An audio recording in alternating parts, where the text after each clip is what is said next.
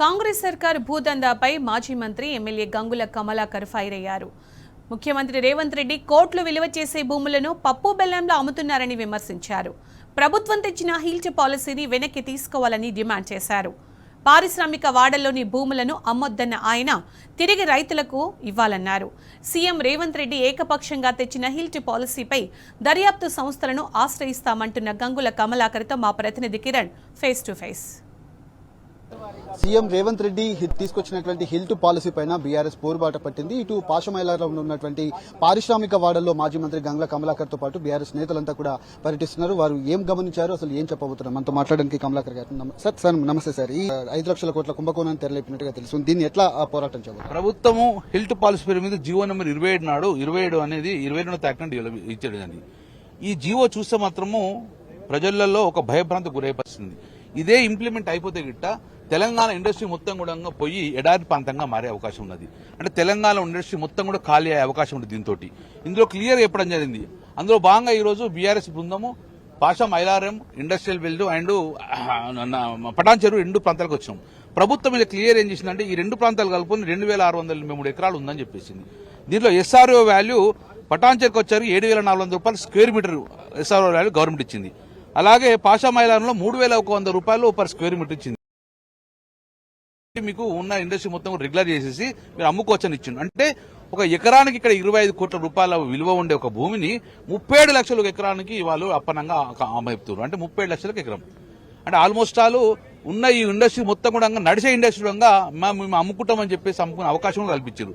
సిక్కి industry కాదు, ప్రతి నడిచే ఇండస్ట్రీ కూడా మీరు అమ్ముకోవచ్చు అన్న విధంగా అవకాశం. అంటే దీని ద్వారా సంవత్సరాల పాటు ఎందుకు కష్టపడాలని చెప్పేసి ఉన్న ఇండస్ట్రీ మొత్తం కూడా రియల్ ఎస్టేట్ వ్యాపారం ఇచ్చి అమ్ముకునే పరిస్థితి 30 లక్షలు తీసుకొని 20 కోట్లు సంపాదించుకునే పరిస్థితి ఉన్నది. దీంట్లో మధ్యవర్తి తీసుకుని అప్పనంగా తెలంగాణ భూములు మొత్తం పోయి 5 లక్షల కుంభకోణం అయ్యే విధంగా ఉన్నది ఈ జీవో. కాబట్టి మా ప్రభుత్వం మా పార్టీ డెఫినెట్ గా పోరాటం చేస్తుంది. తెలంగాణ తెచ్చుడే కాదు మా పార్టీ బాధ్యత, తెలంగాణ ఆస్తులు కాపాడే బాధ్యత మా మీద ఉంటాయి. కాబట్టి 80% హిల్ట్ పాలసీ బ్యాక్ తీసుకోవాలి, లేకపోతే కేంద్ర ప్రభుత్వం కోర్టులను ఆశ్రయిస్తాము. ఈ యొక్క భూముల మొత్తం కాపాడే బాధ్యత మేము తీసుకుంటాం. ప్రధానంగా 3 డిమాండ్లు పెడుతున్నాం.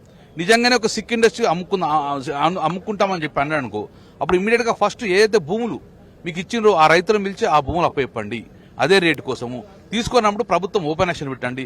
లేదు అంటే బాంబే పాలసీ లాగా 10 ఎకరాలు ఉంటే 5 ఎకరాలు అతను డెవలప్మెంట్ చేసుకోమని ఇండస్ట్రీ, 5 ఎకరాలు ప్రభుత్వం తీసుకొని శ్మశాన వాటికలా డబుల్ బెడ్రూమ్ కడితే కట్టుకోండి.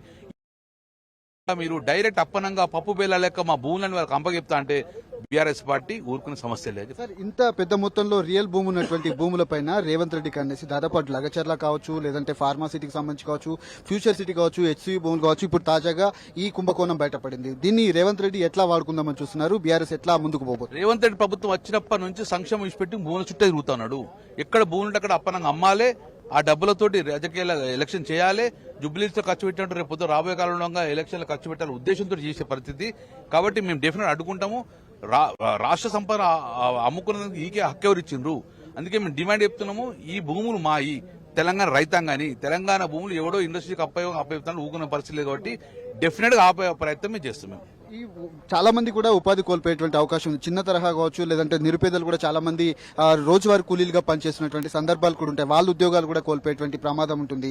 ఎందుకు ఇంత పాశవికంగా ఇటు రాష్ట్ర ప్రభుత్వం ముందుకు వెళ్తున్నారు మీరు భావిస్తారు? ఒకవేళ 20 సంవత్సరాలు సిక్ ఇండస్ట్రీ అమ్ముకుందంటే ఒక అవకాశం కల్పించచ్చు. దట్టూడంగా 100 నుంచి 200% మార్కెట్ వాల్యూ ప్రకారం కడితే ఒక బాగుంటుండే. కానీ సిక్ ఇండస్ట్రీ కాదు, రన్నింగ్ ఇండస్ట్రీ అమ్ముకునే అవకాశం కల్పించారు. తద్వారా ఏమైతుంది, 50 నుంచి 1,00,000 మంది కూడా ప్రత్యక్షంగా పరోక్షంగా ఉపాధి కోల్పోతారు. ఈ ఇండస్ట్రీ మొత్తం కూడా తరలిపోతాయి, వేరే రాష్ట్రాలు తరలిపోతాయి. ఈ భూములన్నీ రియల్ ఎస్టేట్ వ్యాపారాలకు అమ్ముతారు. మరి ఉద్యోగాలు ఎవరు ఇవ్వాలి? నిరుద్యోగం మొత్తం పెరిగే అవకాశం ఉంది. కాబట్టి ఉద్యోగాల భద్రత పోతుంది, భూములు పోతాయి. భూములు అప్పనంగా వేరే రాష్ట్రాలకు అప్పచెప్తారు. కాబట్టి ఉపాధి కల్పించాలి, ఉద్యోగాలు కల్పించాలంటే ఈ భూములు అమ్మకూడదని చెప్పి మా డిమాండ్ చెప్తారు. భవిష్యత్ కార్యాచరణ ఏ విధంగా ఉండబోతుంది సార్? ఈ అంశం 100% ఎస్సీ భూములు ఎట్లయితే కోర్టుకు ఆపినామో అలాగే ఇక్కడ ఆపుతాము, కోర్టు కోతాము, దర్యాప్తు సంస్థలు పోతాము, ఇలా ఈడీ ఇన్వాల్వ్మెంట్ చెప్తాము, సిబిఐ ఇన్వాల్వ్మెంట్ చెప్తాము, అన్ని దర్యాప్తు సంస్థలు పోయి ఈ భూములు కాపాడే ప్రయత్నం చేస్తాము.